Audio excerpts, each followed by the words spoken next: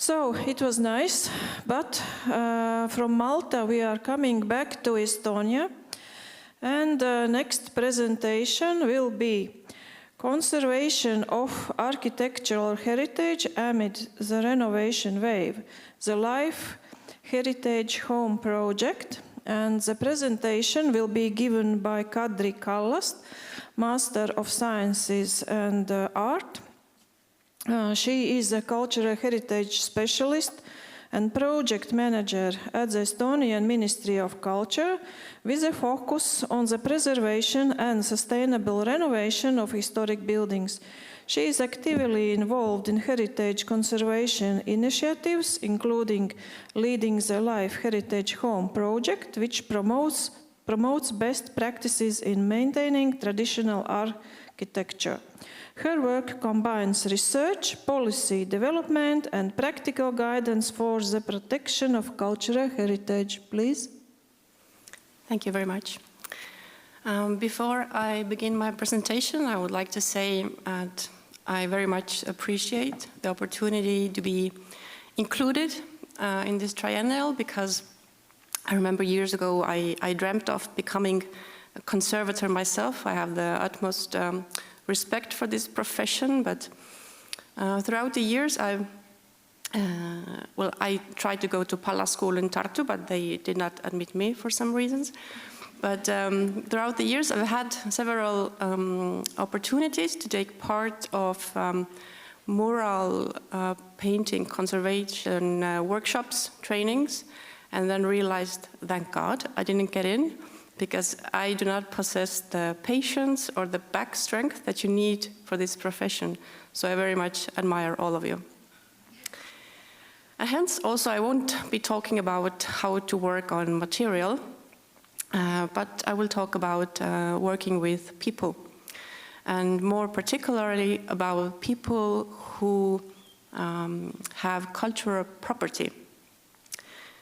So in this conference, there will be talk about, and has been talk about, very different kinds of cultural heritage. I will focus on architectural heritage. But actually not anything you see on these photos, because it's not focused on grand monuments, churches, manor houses, or castles. No. My work and the work in this Life Heritage Project is focused on something more mundane, maybe humble. So the historical dwellings, small town centers. In Estonia we have, besides Tallinn Old Town, we have 9 more historical city centers protected on the state level. And these are not just culturally valuable buildings, they are really the places where life happens. So we can't, and we shouldn't, I think, in heritage management, only look at them as architecture, historical material, and look for authenticity or the correct ways to work with the building. We really need to consider that these are places for life, because if we too much hinder the life will live. And well, these buildings, from the structural side, they can be very different. They can be large, maybe 50, 60 apartment buildings, because I forgot to mention, we are focused on buildings that are dwelling buildings only, so homes. So in this project, we're only focused on homes. And they can be private houses or just 3, 4 apartment houses. They can be built from bricks, or they can be built in timber. They could have plaster facades or wooden board facades, or just brick facades. And what is quite common is that they need restoration. I did begin with very beautiful pictures of well-preserved and maintained and restored buildings, but because, you know, that's how you want to show your own heritage. But the reality is that about 1/3 of the Estonian nationally protected heritage buildings are more looking like this. So a lot of them need very thorough restoration, and maybe approximately another 1/3 are in a better condition, that you can live in them, but still they need something quite substantial to be done to them in the next decade or two, unless, if not, they will turn into this. And, well, when done properly, I think restoration not only preserves heritage, but it also improves the quality of life of the people who use the building. And in today's context, we also need to keep in mind that the people would like to reduce energy costs. Because the topic of this triennial is also shifting landscape, conservation in a shifting landscape. And I think one of the perspectives to consider is that for the people who own property in heritage protected buildings, they are also living in the reality of the renovation wave. So even if the EU directives say that you don't have to make heritage buildings energy efficient, still people need to get bank loans and the interest rates are tied to energy efficiency. People need grants for restoration, and these are again tied to energy efficiency. So it's really important to keep those in mind also. But if restoration does such good work for your house, for your life, why don't people do it? Why do we have so many buildings that are not renovated? And from the heritage management side, the question is that how do we help to preserve the built heritage that is owned privately? And this is one of the key points why also institutions that are focused on cultural heritage, such as the Estonian National Heritage Board, the Ministry of Culture, ICOMOS Estonia, and the Academy of Arts Restoration Department are engaged in this project called heritageHOME, together with the Ministry of Climate and Tallinn Technology University. Here you can see actual footage of civil engineers and heritage specialists in one room. So it's important to notice from what program this project is funded from, because that sets the scope of what we can do throughout this 3-year period. So it's funded from the Life Clean Energy Transition Program that has this sub-program for creating what are called renovation one-stop shops. So the thing is that throughout the next years, all EU member states must provide all citizens support, not financial support, but this supportive service that they go to this, let's say, office that's called a one-stop shop, and you get everything you need to do a renovation. You get, knowledge on what to do, where to do, who will do it. You will get contracts, information about loans, etc. So this one-stop shop. And this LIFE program is helping countries to build them. Now, differently from all other projects, our project is firstly focused only on heritage buildings, which is not very common. And secondly, our initiative is focused on creating a digital one-stop shop. And we have quite many different lines of work we do in this project, which I do not have the time to go through. But we also have a poster about the project on the balcony. You're very welcome to browse. We have work on the renovation solutions, on digital tools and policies. But I will only focus on working together with the homeowners and their experience now. So we've had a series of interviews and also a series of co-creation workshops with heritage homeowners to really map together with them what they see are the barriers, to validate what we presumed are the barriers, and also to validate if we presume correctly what the solutions could be, and also to adapt to their advice. And I would say the very first lesson that came about for us is that a lot of people say they don't know how to begin. They've heard there are so many offices you need to go to get permits and people you need to consult, just don't know how to begin and what's the procedure, what's the consequence of things you need to do. So we thought, well, that's an easy fix. We can just show you, like, this is all you need to do, not that much. But then once we had finally finished this scheme, we realized that, if you show this to a person who is already hesitant, will I get into renovation? And then they will say, thanks, now I know exactly what I'm not going to do. Because the thing is that, you know, it was actually quite difficult to draw a linear scheme of the renovation process, because, you know, you can see from on the left that, you know, it's just now one, then maybe the other one, and then you go to the third, there's no two, and then you go to the fourth, maybe back to the one. And, you know, so whoever's worked with historical buildings and the restoration process knows that so many things can come up that you don't know at the beginning. Some are good, you might discover something valuable, maybe not for the owner or for their budget, it's not maybe that good, but still you maybe need to do a redesign. Very often, because these buildings are usually and mostly apartment buildings, so you have a lot of owners with conflicting maybe interests, maybe different opportunities to engage, to fund. So when we try to really do a clear scheme on what a renovation process is, we ended up actually doing this board game you see. It's like in Estonia we have, I think also in Latvia, at least this circus game, where all kinds of things can happen that bring you forward or get you back. So this is actually, I think, more relatable for homeowners, what it feels like to renovate a home. And a few quotes from people, what they shared about their experience who had gone through it. So many of them said that for them it was who had actually completed the renovation of their apartment building, who were leading them, said it was like a life accomplishment. And also some said they had completely burned out during the renovation. And you invest a huge amount of your free time and you deal with all of these troubles.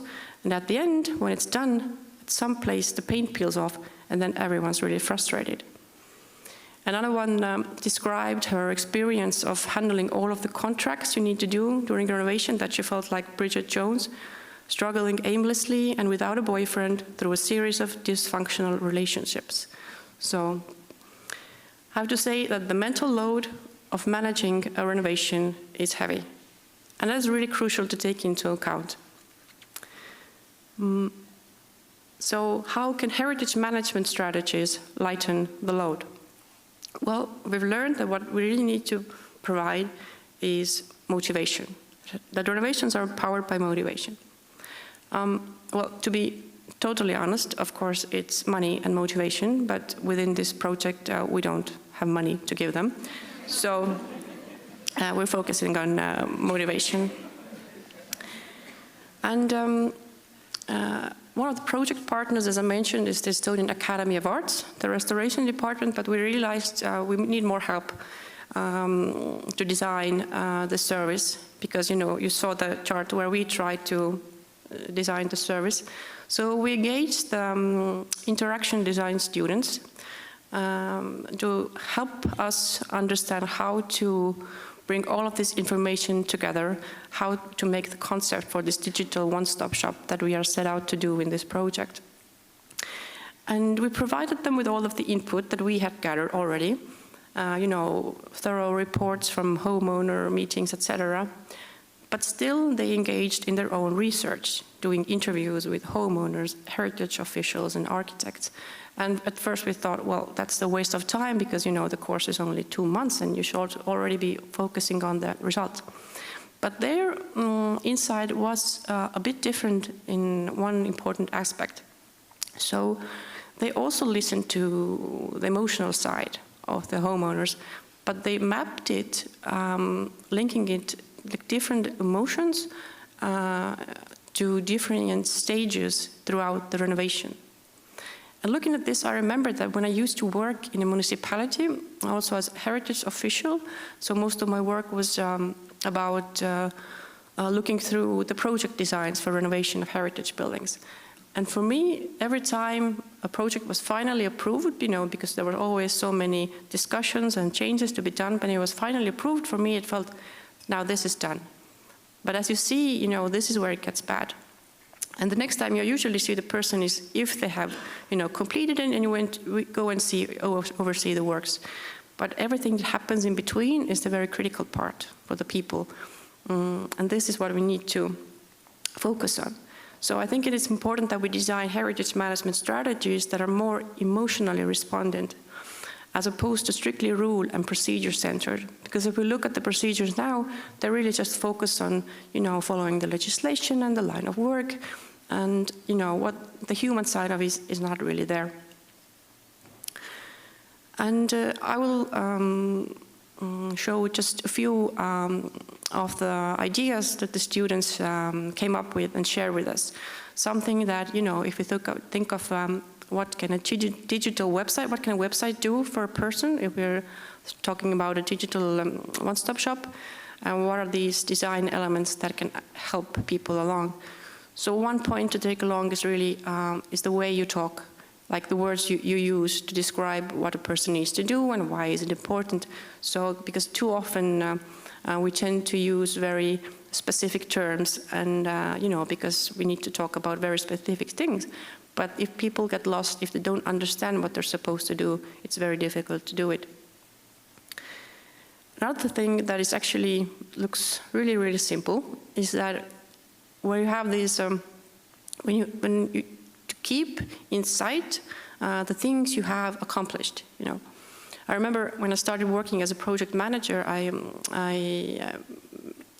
took use of this project management, like a website or something where you can add all of the things you need to do and the deadlines and who, so I could get an overview of what we're going to do. But then everything turned red and there were red flags, and it kept sending me a message about deadlines I had missed, and so it was very stressful, and I quit using it. But we need to take the other approach to always keep seeing what we have done. It's not that much of a change, I would think, but it can really help people. Now, what's also again connects very well with the theme of this triennial is about connecting histories. And the students talked a lot about how critical it is to build the motivation in the early stage of the renovation. That's what's gonna, help them go through it. And one of the things is to make them understand better the story of the house. And I really believe it, because I've heard people who are renovating their historical apartment house who were at first they were very unmotivated. They, but the house needed renovation, and they were quite, bothered, because you need to have these heritage rules and all of this extra documents done. But when they read the first document, the special requirements issued for the building that also included the history of the house, they became so much more engaged. They put actually a historical photo of the building inside the corridor, and they were very proud of the building. So we're very much like this idea of this one student, Zarifa, who showed this, like I would say, a bit romanticized approach, where at first, when you begin the renovation journey, you get like a personalized heritage story card, which shows like very nicely why is your building valuable, what are the stories behind it, and what is very important is to make the connection. What is your place? What is your role in this story? So you understand you are doing more than just making your own apartment more warm or comfortable or making the facade look nice. You're actually a part of a bigger story.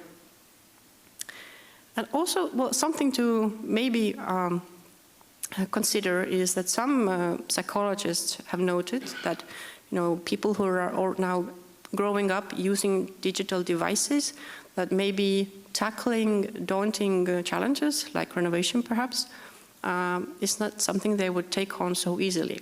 That if something is difficult, they're more likely to give up or quit. But I'm personally more optimistic about the future generation, and just like this morning, our rector Hilka Hiob said that she believes that this digital age will end in people needing more actual contact, more this physical contact, and I also believe it will be a positive change for the historic environment.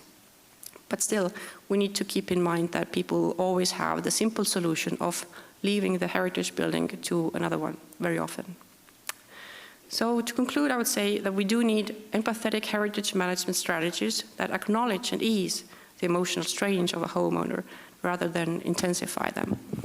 And well, we are developing, and in the summer we will publish on the National Heritage Board's website this digital one-stop shop for heritage renovation, but we have also learned throughout this process that what we need to do and what our next dream is to actually establish a network of sort of restoration centers, which are also heritage community centers when you can come and get advice about your building, advice about renovate, complain to other people. And let's go back to this. You can share these experiences because they're not going to go away, because renovation will remain difficult. But if you have a support group, it helps a lot. You can laugh about things together. Thank you.